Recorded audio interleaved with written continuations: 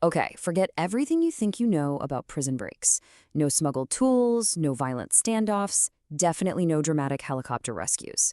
This is the wild story of how one of France's most notorious criminals walked right out the front door of a high-security prison. Not as an escapee, but pretty much as an invited guest.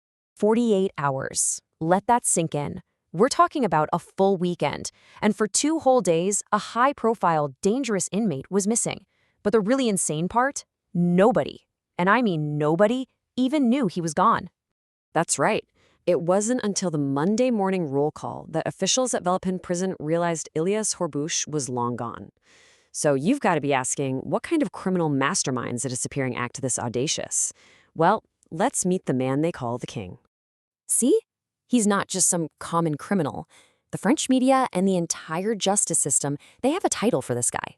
The homejacking king. And believe me, it's a title he earned with a specific and frankly terrifying brand of crime that zeroes in on the super rich. This is him, Ilyas Kherbouch, also known as Ganito. And get this, he's only 20 years old. He's from the notorious Seine-Saint-Denis district, the 93, just north of Paris. And his specialty? It isn't simple burglary. It's violent, high-stakes home invasions while the wealthy victims are still inside. And his criminal resume? It is absolutely chilling. He's infamous for terrorizing the PSG goalkeeper, Gianluigi Donnarumma, in a brutal home invasion, making off with over €500,000 in luxury goods. See, he doesn't just rob people, he targets the untouchables, the rich and famous, and that's why his escape sent such a massive shockwave through the public. So, the big question, how does a guy with that kind of record just walk out?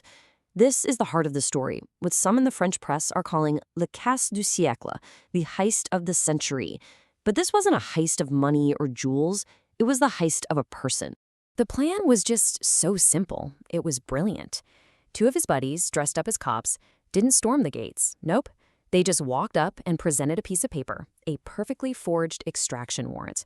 And incredibly, the guards, who were probably overworked and totally unsuspecting, just handed Ganito over. No questions asked. They just quietly drove off into the night. Just think about a typical prison break, right? Alarms blaring, violence, total chaos. This was the exact opposite. It was a calm, bureaucratic transaction.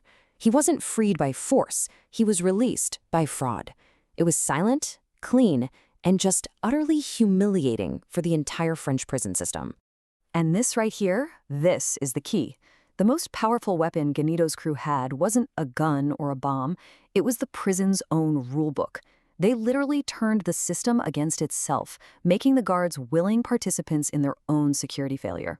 Which, of course, begs the question, how on earth does something like this happen at a high-security facility?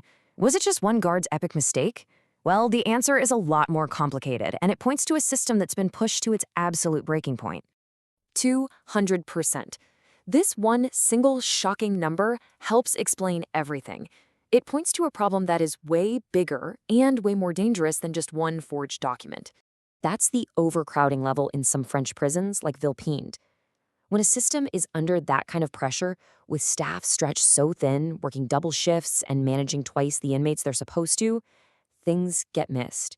And a perfectly forged document, it doesn't get the second look it desperately needs. The official explanation is l'erreur humaine, human error. But you have to ask yourself, is it really just human error when the whole system is practically designed for humans to fail? This wasn't just one person's fault. It was a total systemic collapse. And that brings us to today. The escape itself was a masterpiece of deception. But what happened next is a story of pure judicial absurdity, as the state scrambled to catch a man they'd already let go. You have to see this timeline to believe it. March 7th, Ganito walks free.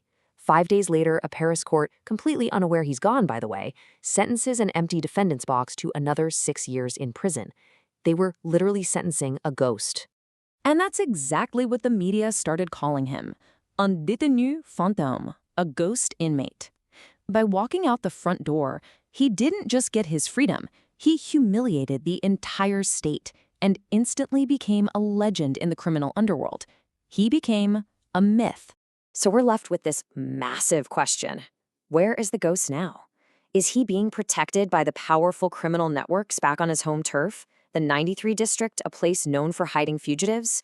Or has he already used a new forged identity to disappear across a border? The one thing we know for sure is that the homejacking king checked himself out, and the hunt is on for a man who proved that a simple piece of paper can be more powerful than a prison wall.